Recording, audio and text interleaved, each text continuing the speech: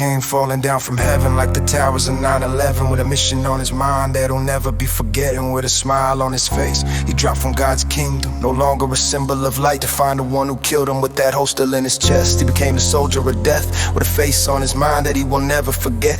Where to get, set, go, he got back to his feet, waiting for that day that the two of them will meet. So he looked up to the faces passing on the block, looking for that face in his mind he ain't forgot. No, those eyes still burning into his, the eyes of a killer. He wasn't gonna stop until those eyes became stiller. So he set up to the spot where his life had been stopped, looking for the soldier still hold that same Glock. The soldier at the top, the one dealing out the rocks, the soldier he was searching for, the one he ain't forgot, no. Still dressed for his burial, he knew just what to do. He had to take down the group until he had made it through.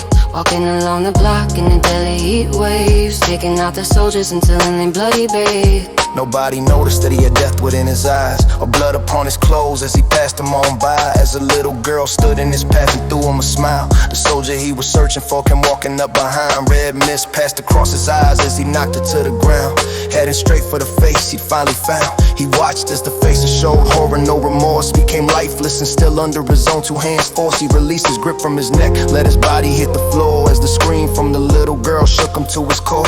He turned around and looked at her, his mind full of regret. A tainted little girl, another face to forget. So